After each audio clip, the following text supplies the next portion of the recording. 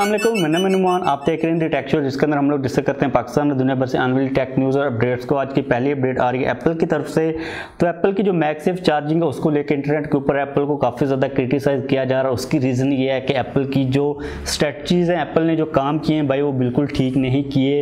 Apple ने event के अंदर दो डिफरेंट मैगसेफ चार्जर्स को इंट्रोड्यूस करवाया था। एक तो नॉर्मल है जो कि आईफोन की बैक साइड के ऊपर लगता है, उसके अंदर हमें मैक्सिमम मिलती है 15 वाट की फास्ट चार्जिंग की सपोर्ट।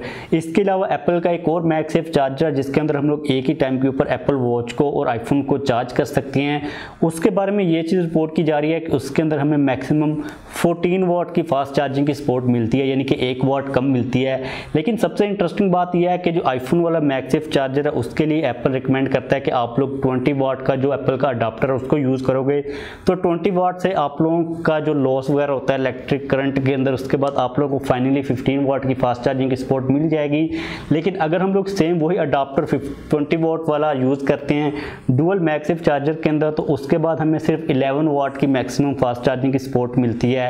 इसके लिए कहा जा रहा है कि एप्पल का जो 30 वाट वाला अगर आप लोग पावर अडाप्टर यूज़ करोगे इन दोनों डुअल मैगसेफ चार्जर के अंदर, तब आप लोगों को मैक्सिमम 14 वाट की फास्ट चार्जिंग की सपोर्ट मिल जाएगी। यानी कि आप लोगों को, मुझे लगता है कि उम्मीद है कि सब समझ आ गई होंगी चीज़ें। तो अगर हम लोग प्राइस को कैलकुलेट करते हैं तो पाकिस्तान के अंदर हम लोग डायरेक्टली बात कर लेते हैं तो तकरीबन 28,000 के अराउंड ये पूरा एक एक्सपेंस बनता है। डुअल मैगसेफ चार्जर साथ में 30 वाट का जो अडाप्टर है, 28,000 अगर आप लोग पे करते हो एप्पल को, उसके बाद आप लोगों को मैक्सिमम 14 वाट की फास्ट चार्जिंग एप्पल वो सपोर्ट देगा आईफोन बाय करने के बाद। ऊपर वाला खर्चा, अब ये चीज़ काफ़ी ज़्यादा एक कंट्रोवर्शियल चीज़ है। मुझे पहले लगा था एक पॉइंट के ऊपर कि चलो ठीक है हम लोग इस चीज़ को एडजस्ट कर सकते हैं कि एप्पल ने चार्जर्स को रिमूव कर लिया, लेकिन बाद में एप्पल जो काम कर रहा है ये चीज़ मुझे लगता है कि टोटली तौर पर गलत है। आप लोग इन सारी चीज़ों के बारे में क्या सोचते हो नीचे कमेंट्स के अंदर लाजमी तौर पर बताइएगा। उसके बाद हमारी अगली अपडेट आ रही है यहाँ पर Xiaomi Mi 11 के रिलेटेड। अब Mi 11 बहुत जल्द आ रहा है, इसके बारे में जो न्यूज़ लीक्स आ रही हैं वो भी काफ़ी ज़्यादा तेज़ी के साथ आ रही हैं।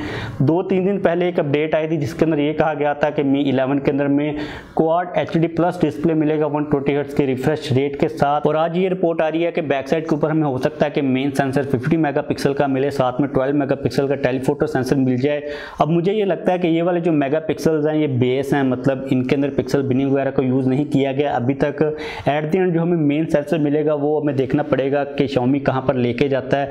लेकिन अगर हमें मेन सेंसर 50 मेगापिक्सल का भी मिल जाता है, उसके अंदर हमें बड़ा अपर्चर मिल जाता, तो मुझे लगता है कि हमें 108 मेगापिक्सल के सेंसर की इतनी खास ज़रूरत नहीं है। इसके अलावा सबसे इंपॉर्टेंट बात यह है कि हमें ये चीज़ देखनी पड़ेगी कि Mi 11 का हमें जो डिज़ाइन मिलेगा बैक साइड के ऊपर वो किस किस्म का मिलेगा, क्योंकि अगर हम लोग स्पेसिफिकेशंस की इनकी बात करते हैं तो ये तो डेफिनेटली बात है कि अगर एक साल हमें 64 मेगापिक्सल का कोई स्मार्टफोन कंपनी सेंसर दे रही है तो अगले साल उन लोगों ने कंपटीशन के अकॉर्डिंगली 108 मेगापिक्सल के ऊपर स्विच होना ही है। लेकिन जो सबसे क्रिएटिव बात वो डिज़ाइन किया कि हमें कंपनी हर आने वाले नए स्मार्टफोन के अंदर किस किस्म का नया डिज़ाइन ऑफर करती है। इसके बाद अगली न्यूज़ यहाँ पर आ रही है आईफोन 12 प्रो मैक्स के रिलेटेड। अभी रिसेंटली डिस्प्ले मेट ने आईफोन 12 प्रो मैक्स के डिस्प्ले को टेस्ट किया और उनके अकॉर्डिंगली आईफोन 12 प्रो मैक्स का जो डिस्प्ले है, इन लोगों ने सबसे बेस्ट डिस्प्ले है जो कि आज तक के लिए टेस्ट किया है।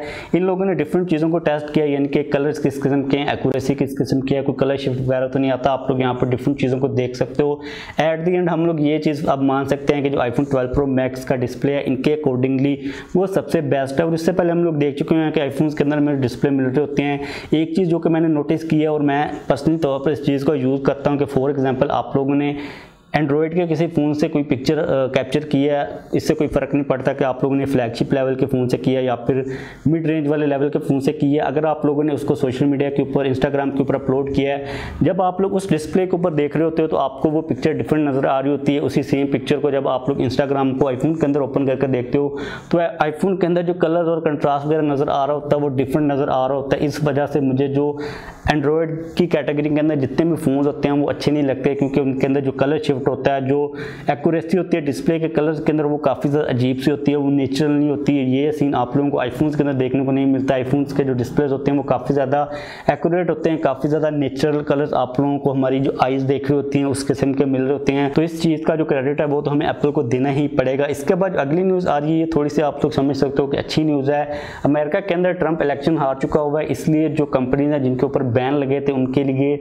अब एक नई उम्मीद की किरण जाग चुकी हुई है। अभी रिसेंटली हुआवे ने यूके की गवर्नमेंट को ये कहा कि आप लोगों ने हमारे ऊपर जो पाबंदी लगाई है 5G को लेके, आप लोग उस पाबंदी को अब रिकंसिडर करें। अब इसकी सिंपल सी रीजन ये है कि हुआवे के साथ काम करने के लिए जितनी भी कंपनीज को बैन किया गया था, उन कंपनीज की अपनी कोई दिली ख्वाहिश तो नहीं थी हमें हुआवे के साथ बिजनेस करने से रोका जाए, क्योंकि हुआवे दुनिया की दूसरी बड़ी इस वक्त स्मार्टफोन कंपनी है और उन लोगों का जो बिजनेस है आप लोग खुद ही इमेजिन कर सकते हो।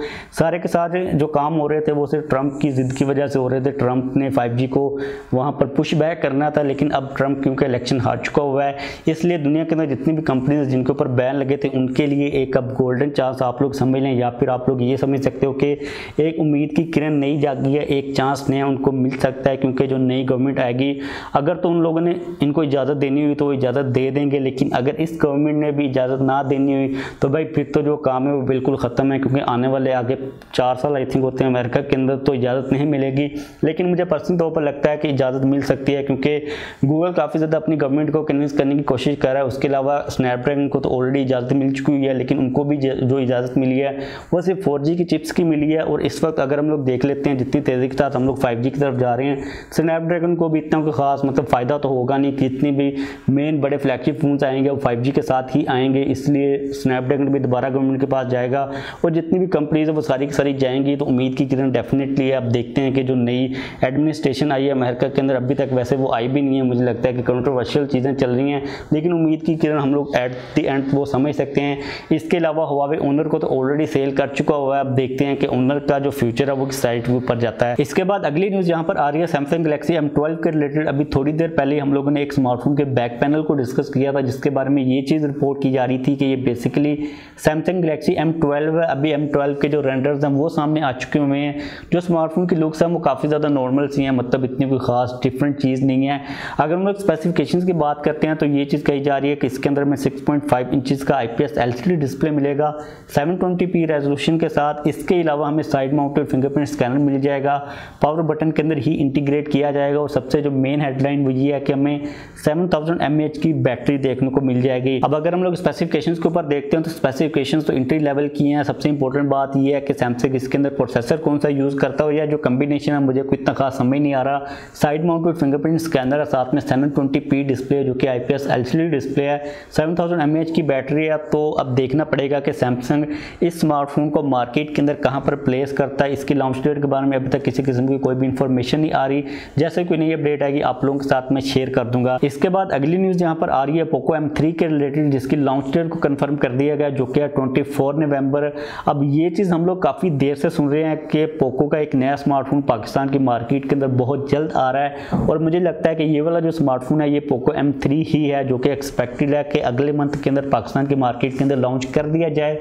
इससे पहले हम लोग ये चीज़ ऑलरेडी डिस्कस कर चुके हैं कि रेडमी के जो अपकमिंग 3 नए स्मार्टफोन्स हैं उनको रेडमी 24 नवंबर को लॉन्च करने वाला है। तो इट मीन्स कि ये जो लॉन्च इवेंट होगा इसके अंदर मे बी पोको का ये M3 और जो रेडमी के नए फोन्स हैं जो कि रेडमी 9 5G है, उसके अलावा 9 Pro 5G है, वो भी एक साथ लॉन्च कर दिया जाए। लेकिन मुझे एक चीज़ समझ नहीं आ रही कि मोस्टली अगर हम लोग देखते हैं तो पोको और Xiaomi as a different brands के तौर पर चल रहे हैं डिफरेंट रीजन्स के अंदर। तो अब ये चीज़ देखनी पड़ेगी क्या ये एक ही लॉन्च इवेंट के अंदर लॉन्च होते हैं या फिर सेपरेटली होते हैं। लेकिन अगर इनकी डेट सेम है तो मुझे लगता है कि एक ही इकट्ठे ये मतलब लॉन्च इवेंट के साथ लॉन्च होंगे। इसके अलावा पोको M3 की पाकिस्तान के अंदर प्राइस क्या होती है, कब आता है एक्चुअल में, ये चीज़ हमें बहुत जल्दी पता चल जाएंगे, क्योंकि ये वाला जो मंथ है ये हाफ से ज़्यादा गुजर चुका हुआ है और अगले मंथ के मिड तक ये चीज़ एक्सपेक्टेड है कि पोको M3 पाकिस्तान के अंदर आ जाएगा। लेकिन अगर आप लोग ये सोच रहे हो कंफ्यूज हो कि आएगा कि नहीं आएगा, तो भाई ये चीज़ तो कंफर्म है कि पोको M3 पाकिस्तान के अंदर आएगा ही आएगा, क्योंकि पहले हमें ये चीज़ नहीं पता था कि कौन सा अननोन फ़ोन है पोको का जो कि पाकिस्तान के अंदर आ रहा है। लेकिन अगर ये 24 को लॉन्च हो रहा है तो इट मीन्स कि पोको M3 ही होगा वो अननोन स्मार्टफोन जो कि पाकिस्तान की मार्केट के अंदर आने वाला है। इसके बाद अगली न्यूज़ यहाँ पर आ रही है गूगल की तरफ से। तो आज गूगल का एक इवेंट होने वाला है जिसके अंदर गूगल अपने डेबिट कार्ड को और पेमेंट के मेथड को इंट्रोड्यूस करवाने वाला है। ये चीज़ काफ़ी ज़्यादा इंटरेस्टिंग है कि ये जो बड़ी बड़ी टेक की कंपनीज है पेमेंट के मेथड्स के अंदर इन्वॉल्व हो रही हैं। इससे पहले हम लोग देख चुके हैं कि एप्पल ने अपना जो कार्ड है वो इंट्रोड्यूस करवाया और व्हाट्सएप भी पेमेंट्स के मेथड को ग्लोबली इंट्रोड्यूस करवा रहा है, यानी कि आप लोग व्हाट्सएप के अंदर पेमेंट्स को सेंड और रिसीव कर सकेंगे। अब देखते हैं कि ये जो गूगल का पेमेंट का पूरा सिस्टम है ये किस तरह काम करता है और इसकी जो मतलब फिजिबिलिटी है ये कहाँ कहाँ पर सपोर्टेड होता है। ये चीज़ सबसे ज़्यादा इंटरेस्टिंग होगी और मुझे लगता है कि ये जो टेक कंपनीज आ रही हैं पेमेंट के मेथड्स के अंदर ये काफ़ी एक अच्छी चीज़ है, क्योंकि इनके पास जो लोगों का डाटा वो काफ़ी ज़्यादा अमाउंट के अंदर पड़ा हुआ है और इस वक्त हमें जो पेमेंट के मेथड्स मिल रहे हैं वो काफ़ी ज़्यादा ख़राब है। मुझे लगता है कि ये जो टेक कंपनीज है ये फ्यूचर के अंदर हमारे जो पेमेंट के मेथड्स होंगे इनको काफ़ी ज़्यादा ईजी कर देंगे, काफ़ी ज़्यादा इंप्रूव कर देंगी। तो बस आज के लिए हमारे पास यही टेक न्यूज़ अपडेट्स आ रही थी। वीडियो को ख़त्म करते हैं। वीडियो को ख़त्म करने से पहले अगर आप लोगों ने इस वीडियो को अभी तक लाइक नहीं किया तो लाइक भी कर दीजिए और अगर आपने अभी तक चैनल को सब्सक्राइब नहीं किया तो चैनल को सब्सक्राइब भी कर लीजिए।